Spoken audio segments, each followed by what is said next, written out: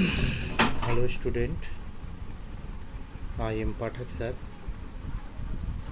Today we will learn the further portion of the lesson A Girl with a Basket written by William C. Douglas. In the above paragraph we have seen that the author started his journey from Delhi to Himalayas.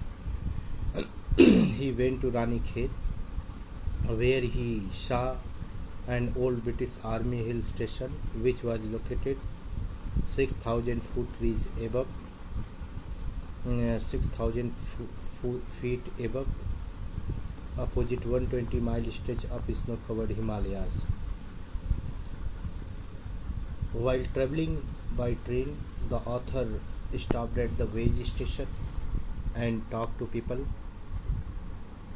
and with his conversation with the people he tried to know what they felt for nation and other people. The author found that the stations were packed with the people of different occupation and religion like Sikh, Hindu, Muslim, porter, priest, beggars, hawker and other.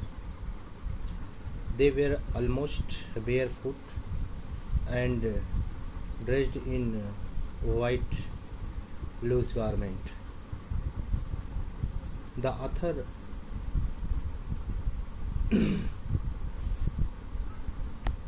says that when he was traveling by train, he had to pass the India's richest agricultural areas, and he saw the Ganga river,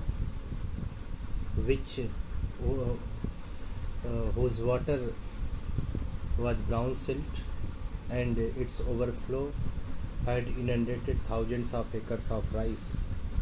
He saw jungle, which was the homes of tigers, where he saw roa pakar tree and banyan tree and great expanse of grass in which cobras, lion, tigers, elephants, you mean wild animals, stayed.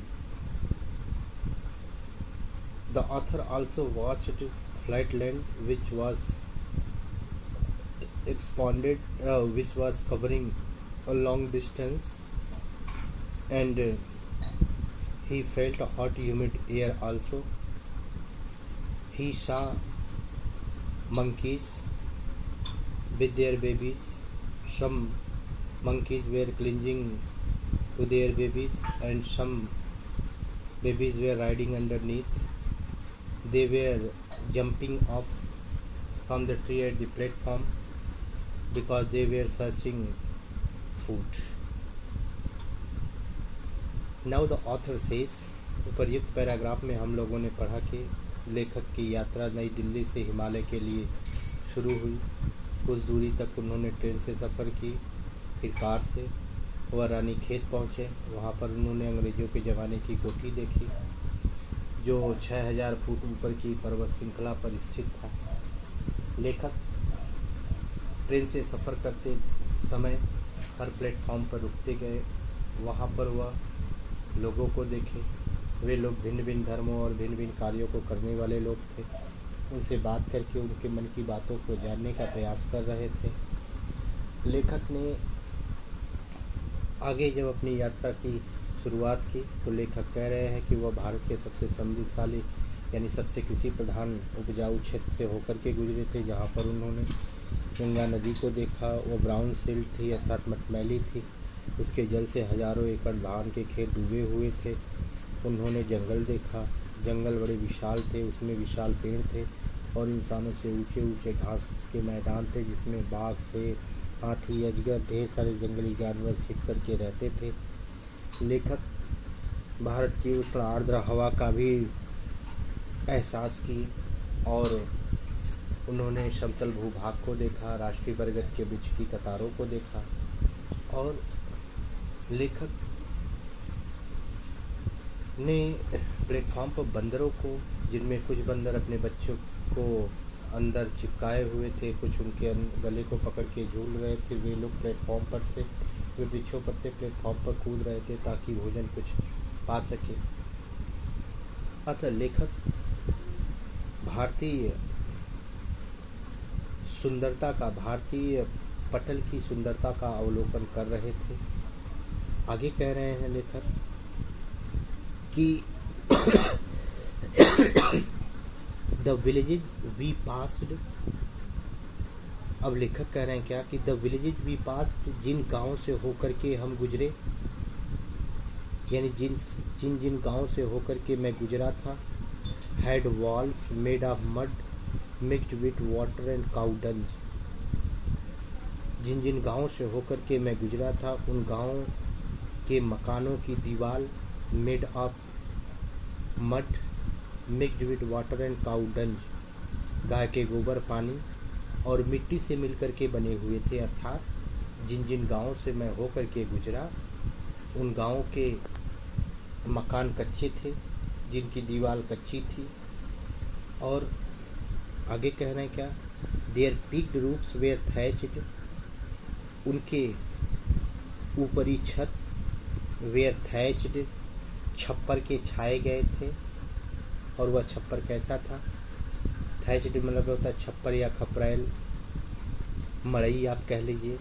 तो there picked roofs, उनके ऊपरी सिरे को, ऊपरी छतों को, उन मकानों के ऊपरी छत थैच्ड छप्पर के बने हुए थे।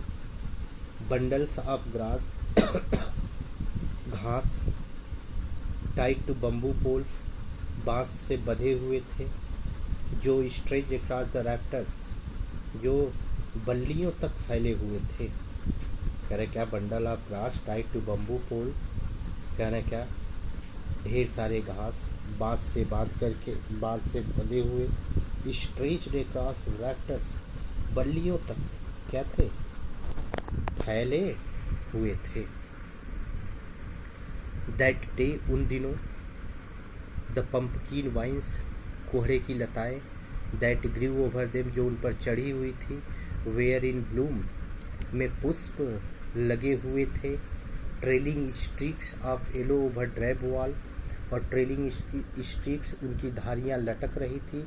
और वो भी कहाँ पर? ओवर ड्रैब वॉल, कच्चे दीवाल के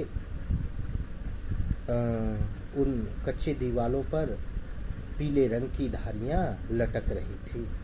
कह रहे हैं क्या कि उन दिनों कद्दू की लताएं उन पर चढ़ी हुई थी, उन कद्दू की लताओं में पुष्प लगे हुए थे, जिनकी धारियां कच्चे दीवार से पीले रंग की लटक रही थी। अब एट वन स्टेशन, यहाँ पर लेखक ने भारत के गांवों की व्याख्या की। जैसा कि लेखक ने सुना था कि भारत गांवों का देश है, और उन गांवों में भ्रमण करते हुए लेखक ने देखा कि मकान ज़्यादातर कच्चे थे, उन पर घास फूस की छतें बनी हुई थी, जिन पर लोग अपने सब्जियों को चढ़ाए हुए थे। कद्दू की लताएं लटक रही थी, उनमें फूल लगे हुए थे। अब लेखक कह रहे हैं क्या, एट वन स्टेशन, एक स्टेशन पर, माई रूटीन, मेरा सिलसिला, रूटीन का मतलब सिलसिला, आप टॉकिंग, बातचीत करने का, एक स्टेशन पर मेरे बातचीत करने का सिलसिला विद द पीपल, लोगों के साथ, वाज इंटरप्टेड, क्या हो गया? थम सा गया। कह रहे हैं क्या कि एक स्टेशन पर मेरे बातचीत करने का सिलसिला क्या हो गया? वाज इंटरप्टेड, थम गया। यानी कि एक स्टेशन पर लोगों से बातचीत करने का मेरा सिलसिला थम गया। एज सुन एज, ज्यों ही, आई एलिटेड, मैं बोगी से प्लेटफॉर्म पर उतरा। एलिट मतलब होता है उतरना। ज्यों ही मैं बोगी से प्लेटफॉर्म पर उतरा, a group of young children, ढेर सारे बच्चे, ग्रुप ऑफ यंग चिल्ड्रन, ढेर सारे छोटे छोटे बच्चे, गेदर्ड राउंड मी, आकर के मुझको क्या कर लिए, घेर लिए। कह रहे हैं क्या लेखक, एट वन स्टेशन, एक स्टेशन पर, माई रूटीन, मेरा सिलसिला, ऑफ टॉकिंग, बात करने का, विद पीपल, लोगों के साथ, यानी लोगों के साथ होने वाली मेरी वार्तालाप का सिलसिला वाज इंटरप्टेड, थम गया, बाधित हो गया, अवरुद्ध हो गया। और क्यों अवरुद्ध हुआ कि एज सुन एज आई एलिटेड, जो ही मैं स्टेशन पर उतरा, group of young children, young मतलब छोटे छोटे बच्चे, यानी ढेर सारे छोटे छोटे बच्चे, गेदर्ड राउंड मी, आकर के मुझको चारों तरफ से घेर लिए।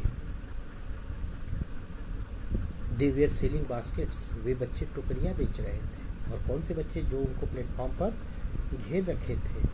हैंड विभेन, हाथ के बनाए हुए, रीड, सरकंडे की, टोकरी को, यानी हाथ से सरकंडे को बुन करके बनी हुई टोकरियों को बेच रहे थे। और वो भी कैसे, with simple design and pattern, छोटे मोटे रूप रंग वाले, यानी छोटे मोटे रूप रंग वाले सरपत को हाथ से बुन करके बनी हुई टोकरियों को बच्चे क्या कर रहे थे, बेच रहे थे। यह सिंपल डिजाइन एंड पैटर्न यह फ्रेज है। They held the basket high, वे टोकरियों को ऊपर उठाए हुए थे। शाउटिंग वर्ड्स, ऊपर उठा करके शाउटिंग वर्ड्स, उनकी चिल्लाने की बातों को, आई डिड नॉट नो, मैं समझ नहीं पाया, उनके चिल्लाने की बातों को तो मैं समझ नहीं पाया, बट लेकिन कन्वेइंग अनमिस्टेकेबली देयर डिजायर, लेकिन कन्वेइंग व्यक्त कर रहे थे, बोल रहे थे, अनमिस्टेकेबली सही सही, देयर डिजायर अपनी इच्छा, और लेकिन उनके शब्दों से उनकी इच्छा स्पष्ट रूप से व्यक्त हो रही थी। कह रहे हैं क्या कि they held the basket high, कह रहे क्या वे लोग, यानी वे बच्चे जो लेखक को घेरे हुए थे, लेखक कह रहे हैं क्या कि they held the basket high, वे टोकरियों को ऊपर उठाए हुए थे। Shouting words I did not know, लेखक कह रहे I did not know shouting words, मैं उनके कहने के मतलब को तो नहीं समझ पा रहा था, बट लेकिन उनकी बातों से सही सही उनकी इच्छा व्यक्त हो रही थी। इसका मतलब क्या कि they wanted to send the basket to the author at any cost, वो हर हाल में बच्चे जो है अपनी टोकरियों को लेखक को बेचना चाहते थे। This is why they were shouting gathering round the author, लेखक को घेर करके वे लोग चिल्ला रहे थे। अब लेखक आगे कह रहे हैं कि दीज वेयर रिफ्यूजी चिल्ड्रन, ये बच्चे शरणार्थियों के थे। कह रहे हैं क्या कि दीज वेयर रिफ्यूजी चिल्ड्रन, ये बच्चे शरणार्थियों के थे। व्हेन, जब partition between India and Pakistan, जब भारत और पाकिस्तान के बीच बंटवारा हुआ, वाज डिक्रीड, की घोषणा हो गई, यानी डिक्रीड मतलब घोषणा होना, सुनिश्चित होना, निर्धारित होना। तो व्हेन पार्टीशन, पार्टीशन मतलब बंटवारा, when partition between India and Pakistan was decreed, जब भारत और पाकिस्तान के बीच बंटवारा होना सुनिश्चित हो गया, की घोषणा कर दी गई, तो hundreds of people, hundreds of thousands of people, लाखों लोग, pulled up their roots, pulled up their roots, जड़ से उखड़ गए, यानी बेघर हो गए।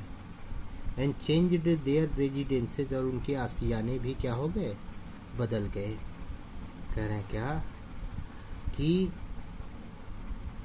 Hundreds of thousands of people, लाखों लोग, pulled up their roots, pulled up their roots, स्थानांतरित हो गए, और चेंज देयर रेजिडेंसेस, और आशियाने बदलने के लिए भी मजबूर हो गए।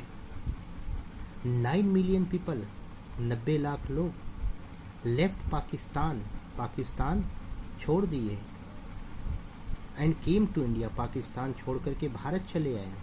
और क्यों चले आए, ड्रिवन बाय द फियर, डर से मजबूर होकर के, और किसके, रिलीजियस धार्मिक, फैनेटिसिज्म उन्माद यानी धार्मिक कट्टरता, धार्मिक उन्माद के डर से मजबूर होकर के 90 लाख लोग पाकिस्तान छोड़ करके भारत चले आए। यानी सम पीपल सेज, कुछ लोग मानते हैं कि the decision of partition between India and Pakistan was based on religion as Hindu and Muslim, two countries.